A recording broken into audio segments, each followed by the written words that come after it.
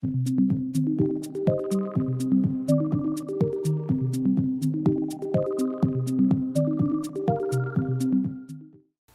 and Sego everyone, this is Vincent Schilling and I'm the Associate Editor of Indian Country Today and your host for this week's weekly video news update. With this video update, Indian Country Today will bring you some of our top stories to hit the site. So the respected Lakota elder, Birgil Louie Kills Straight, has passed away at age 78. Birgil Louie Kills Straight was immensely respected in Indian Country for his Coalition of Indian-Controlled Schools work as one of the original 15 Bigfoot Memorial Ride horse riders as well. Standing Rock Sioux Tribe Chairman Mike Faith and former Chairman Ron His Horse's Thunder spoke with me at Indian Country Today.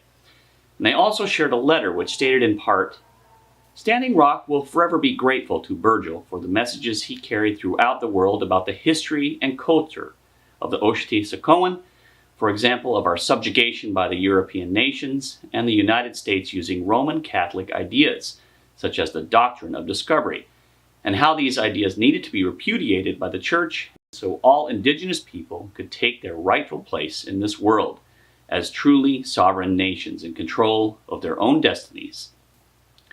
Birgil Louie Kills Straight was born on September 20th, 1940 and died February 10th, 2019. He was also a U.S. Army veteran. So this past February 16th in Alaska honored Tlingit activist Elizabeth Peratrovich Day. Nearly 20 years ago, before the 1964 Civil Rights Act was passed, Elizabeth Wanamaker Peratrovich led the charge in passing the very first anti-discrimination law in the United States. Peratrovich was described as a fighter with velvet gloves by fellow Tlingit leader Stella Martin for having challenged discriminatory practices against Alaska Native people. When Peratrovich introduced anti-discrimination legislation, an opposing senator, Alan Shattuck, asked if her proposed bill would eliminate discrimination. Here's what Peratrovich responded with. "Do your laws against larceny and even murder prevent those crimes? No law will eliminate crimes, but at least you, as legislators, can assert to the world that you recognize the evil of the present situation and speak your intent to help us overcome discrimination."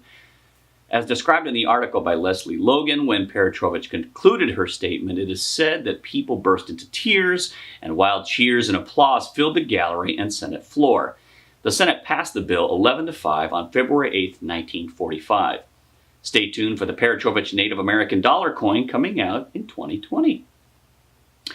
So a horrible White House session raises serious issues with tribal leaders. In a recent report by Jordan Bennett-Begay, a horrible White House session, which was part of the National Congress of American Indians winter session and was closed to the press, which started out as an open dialogue with White House staff, the Department of the Interior, and tribal leaders, turned into a session where tribal leaders felt they were not heard, and some even left the session. Tribal leaders spoke with two White House advisors, William Crozer, Special Assistant to the President and Deputy Director of Intergovernmental Affairs, and Theodore Wald, Special Assistant to the President for Domestic Policy.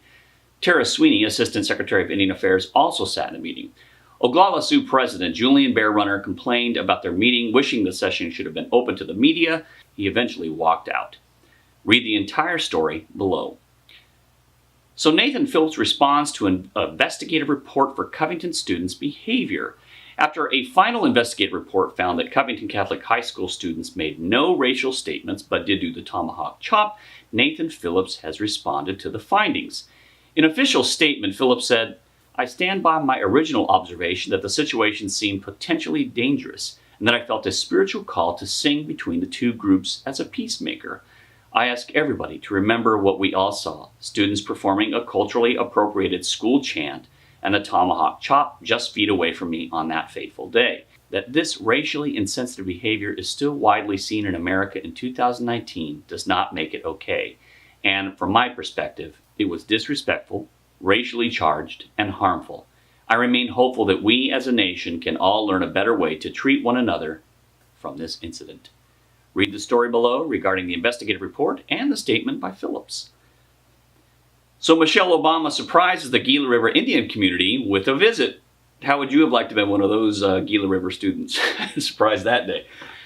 So the former First Lady Michelle Obama surprised the Gila River Indian community on Tuesday. Michelle Obama met with the Gila River Governor Stephen Roe Lewis and students at the Huhugam Heritage Center, and it was a complete surprise to the students. Michelle Obama had decided to stop in for a visit as she was already in Phoenix visiting the area as part of her memoir book tour. The title of her book is Becoming. After Obama's visit, Governor Stephen Roe Lewis took to Facebook and posted a video of an inside look regarding the meeting with Michelle Obama and what he called one of the most memorable, proud, and historic days in recent past of the Gila River Indian community. Here's a look at Mrs. Obama as she entered the Heritage Center.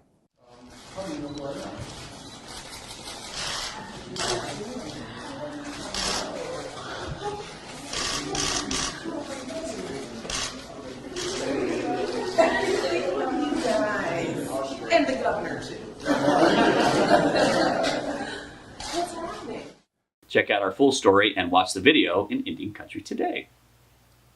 So thanks for watching this week's Indian Country Today video news report. Also make sure to check out my weekly Native Nerd column. This week was about 3 of the star canines in the Westminster Dog Show. My favorite was Winky, who had 92 errors in the agility course and paused to take in all of the applause. Gotta sniff and smell the roses. So I also love Rudy, the Bulldog, and Verb, the Border Collie, who both completed the courses like a speed train. It was pretty amazing. So again, thanks for watching. I am Vincent Schilling, Associate Editor of Indian Country Today. One thing before I go, I do want you to keep your eyes peeled. I have been a long Native Nerd Android fan. I've used Android since the beginning, and I just got a iPhone XS Max, so I'm definitely going to try it out. What do you think? What do you think? Are you an Android fan or are you an iPhone fan? So I'm going to give it a shot. We'll see how it goes. But anyways, thanks so much for following. Thanks so much for watching. Thanks so much. Follow me on Twitter, Vince Schilling. Have a great day. Ona and Nalin.